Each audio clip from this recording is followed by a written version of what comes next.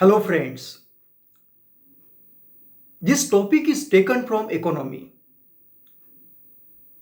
The title of the video is The Mysterious SEZ Appeal.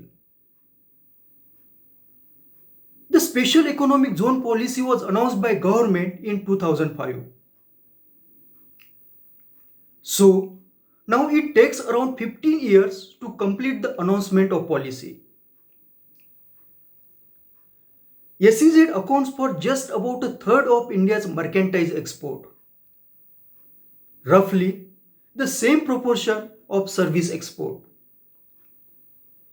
Yet, the notion of creating global manufacturing center of the kind that propelled China to superpowerdom retains a durable appeal within the Indian policy-making establishment.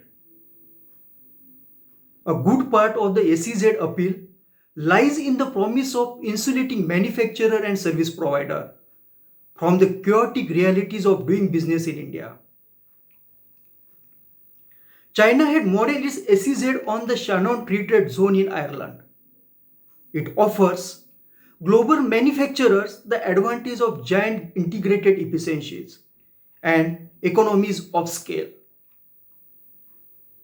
The principal impulse for India's SEZ was to offer business shelter from troublesome rules and regulations and tax laws. Indian politicians are well aware of the impediment to investment in India.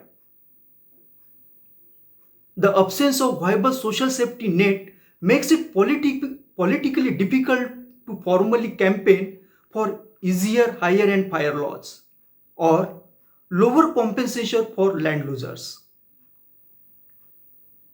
The China model of creating township and village enterprises to support rural laborers who lost their livelihood from giant land acquisition for SEZ seems not to have occurred.